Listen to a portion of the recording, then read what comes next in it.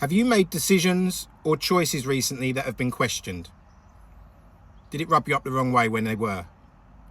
Have you made decisions and choices recently that were questioned by people close to you, family, friends, people in the workplace, bosses, leaders, colleagues? Have you been questioned by people in the education system, your teachers, your lecturers?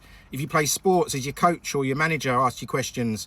And if you have been asked those questions, has it made you feel pissed off? If so, maybe there's something in it that we can learn from. Maybe even if you've questioned yourself, which is a really powerful thing if you're at a stage where you question yourself, as long as you're not overthinking things, maybe that's a useful lesson as well. There's opportunities there. We can reflect, pause, and think about why it is making you feel any kind of way.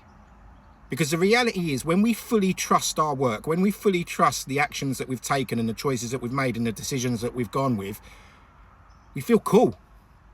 When you see people at the top of their game, whether that's in competitive sport, entertainment industry, business, educators, just people doing life, when you see them with that swagger, that natural swagger, not that fake thing that we see on socials, but that natural swagger, when you see that, that is because they fully trust the work that they've put in to the point that they've made the choice. And if the choice works out to be wrong, they know that they've done it with the best intentions. They've thought about all of the consequences and the people that will be impacted by the choices and decisions they're making, and they've gone with it with as much trust as you can possibly have in life that it's going to turn out how you hope it'll turn out. And when it doesn't, hopefully they're going to smile at themselves and they're going to have a look and probably work out why it didn't work, because they're going to be all over the detail. That's why people you see at the top of their game have a bit of a swagger about them, that people who don't understand living their life like that see it as overconfidence and cockiness.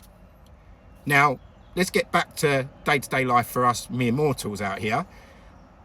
If you feel triggered by somebody asking you questions about your choices, especially if there's someone that knows you well and they know that it's out of character for you to do the things that you're doing, just try and take a moment and just think about why they're asking you that. And it might help you to make some decisions for yourself, because you're not doing what anyone's told you to do, but it will help you as the only person that can influence where your life's going. It will help you to make good decisions. Now, this can be applied in all areas of life. It can be in your social circle, it can be in your professional circle, it can be internally when you're making decisions on where you're going to go with business.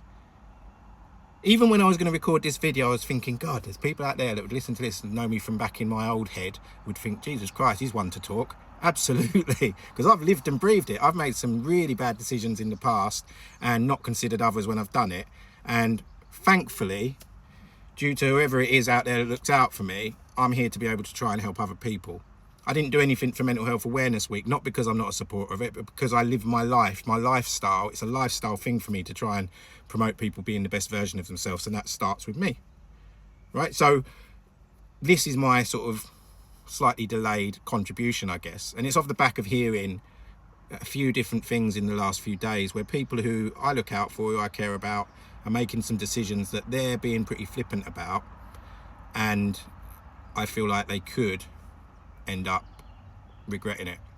So I'll finish on something I heard on a podcast, because it was by someone a lot wiser than me. I understand it was something that Oprah had said to somebody, Martha Beck, I think it was, talking on the Modern Wisdom podcast. I might be wrong, I listen to a lot of different things, but it was around how life, whatever you believe in, it's not a religious thing, it's just a life thing, and the pattern makes sense to me. If initially you hear a whisper, don't do that, or yeah, do that, or go to the gym, I'm just sat outside the gym now, or drink more water, or don't miss that deadline, or don't lie to that person, or don't overindulge in that, or don't let yourself down on this. If you hear that whisper, it's hard to hear sometimes because the noise of the world can cut it out. It's like the noise of that car. If you hear the whisper and you don't take action, what it will then do is give you a message. And as I said, this isn't my learning, this is something I learned off a podcast and I liked it. So you get the whisper first. If you don't action the whisper when you hear it, life will give you a message. And it'll be something a little bit more obvious to say, you need to think about what you're doing here, or maybe think about what you're not doing here, either or. If you ignore that message, life will give you a lesson. And in that lesson, we need to be able to recognize what the lesson is and do something about it. If that lesson was that you're not looking after yourself and you suddenly have to go to the doctors and they say you need to exercise more, there's your lesson. If you're not meeting deadlines at work and suddenly you're called in because you tried to joke your way through it and now you're called in for disciplinary, there's your lesson. It could be lots of different things, right? I hope you understand. If you're still listening, you'll understand where I'm coming from, because you're obviously focused on looking after yourself and others. If you don't take the lesson, life will give you a problem. This is where consequences kick in, right? So you might get suspended from work, you might get kicked out of your football team, you might get a health issue, or you might make a really bad decision when you're intoxicated and end up arrested. You might end up falling out with a loved one, and whereas you normally get a quick turnaround on it, suddenly you've pushed the limits too far and they don't want anything to do with you for the longer term. You might, I mean, it goes on and on. But life will give you a problem. So it'll whisper at you. You ignore that, you'll get a message. You ignore the message, you'll get a lesson. You ignore the lesson, life's going to give you a problem. You ignore the problem, and then you're going to get a crisis. And then it's a complete lottery whether you're going to get through it or not. So I don't want that to be doom and gloom. I want that to be an opportunity for us to think, and if anything else, communicate that simple. Once you go through it again, I'm sure it'll be simple to sit in there.